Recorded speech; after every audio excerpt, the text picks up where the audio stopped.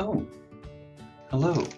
I wanted to talk today a little bit about tics in general, which I realize now that I probably should have simply done as the first video. So, tics are behaviors that are essentially compulsive. The brain feels that it has to do them, and the individual who experiences them may have discomfort if they don't do the tic, or they may not even be aware that they're doing them. Usually we see tics first develop during early childhood, so we may see them as early as 3 or 4 years of age. Most commonly, when we see persistent tics, that is, tics that show up, they may go away for a little while, but then they come back and they sort of tend to stick around. Those are persistent. Persistent tics usually show up or are identified at around 4 years of age, potentially as old as 9 years of age before they show up for the first time. So when we're identifying or diagnosing a persistent tic disorder like Tourette's syndrome, that's usually done between the ages of 4 and 9. And it's not impossible for it to arise later or earlier, but most of the time we're identifying it within that age range.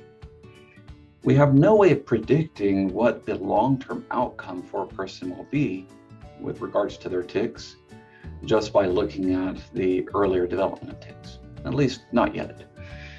Some individuals may experience persistent tics all through their life. For other people, the tics may decrease naturally as they enter into adulthood. We often see a reduction, potentially complete elimination of tics spontaneously by around ages 18 to 22. But again, we have no way of predicting that will happen. Not yet, anyway. And we often will also see a significant increase in tics with regards to the severity or the frequency of tics during early adolescence, so around ages 11 to 14. We aren't sure if that's entirely due to the neurological development. There seems to be some indication that that is the case, but there's also a lot of life stressors that individuals experience during that age range, which can contribute to the severity of tics, because it can kind of contribute to an increase in anxiety, which tends to tie in pretty well to tics. So to return a little bit to just the idea of what are tics, tics can be any behavior that the body is capable of, whether or not that is a comfortable behavior. So some tics may be extremely uncomfortable. Some tics may even be harmful to the individual, and yet the brain still insists on doing them. This means that tics can be very confusing and hard to identify until maybe we see it going on for a long period of time and we see it in a variety of situations, so we know it's not just a response to a certain type of situation. The evaluation and identification of tics is often assisted by a professional. That might be, the first stop is often a pediatrician or other medical practitioner. They may refer the individual for a neurological evaluation to rule out other possible explanations or causes for the behaviors. A psychologist can be helpful in identifying the persistence and presence of tics if they are well trained in it. Unfortunately, we don't always have a lot of professionals who are well trained in tics or Tourette's disorder. And that's something that the professional community is working on as well. But it may take some time before we have a larger number of individuals who are comfortable and knowledgeable in working with tics. Now, that leads me to another thing I'd like to talk about briefly, which is treatment for tics. Now, I don't want to go into really great detail right now about the treatment of tics. I think I'd like to save that for another video that just focuses on that. But I want to provide a little bit of basic information just so that people know what kinds of options there are. And the main approach that we like to use now for the treatment of tics is called comprehensive behavioral intervention for tics, or CBIT, or we often may just call it CBT. And this behavioral technique helps to retrain the brain so it responds differently to the sensations that come before the tics. It's based on an older behavioral technique called habit reversal training, or HRT. And that technique seems to be pretty effective at changing a wide variety of habits.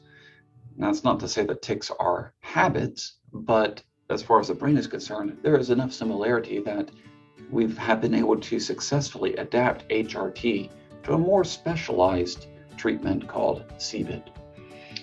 Now, CBT often helps individuals reducing the frequency or severity of tics, or potentially even the variety of tics, by eliminating some of them.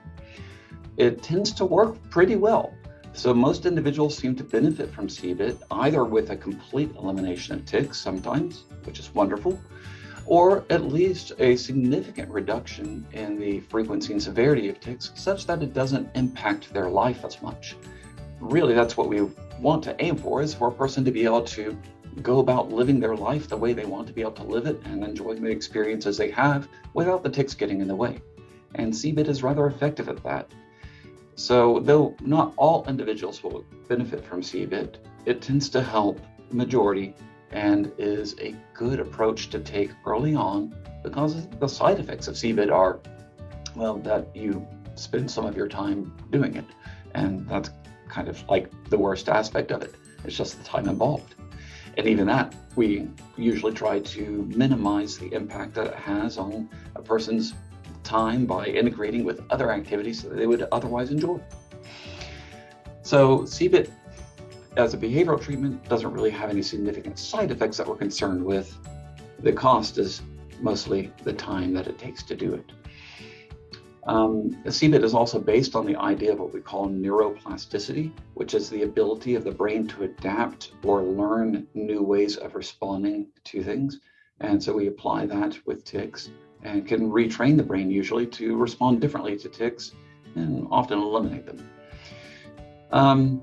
Now, because CBT doesn't always work, or because some tics produce such a significant threat to an individual, then medications may also be used to help manage tics. There are a variety of medications that can be used, and I'm not a provider for medication myself, so I won't really go into great detail on that, but I would recommend consulting with your medical provider, potentially your general practitioner, or perhaps even preferably a neurologist who specializes in working with movement disorders such as tics, and talk with them about what kinds of medication options might be available. Because medications can provide some relief from tics, and they can even facilitate behavioral therapy such as CBT by bringing the tics down enough that the person can then begin practicing. There are other new techniques that are being researched as well, such as brain stimulation, and it's kind of an ongoing area of research that people are trying to find what to do to help with reducing tics and helping people achieve a better quality of life so they can, like I said before, do the things and live the kind of life that's meaningful to them. Now, that's all I wanted to talk about for today.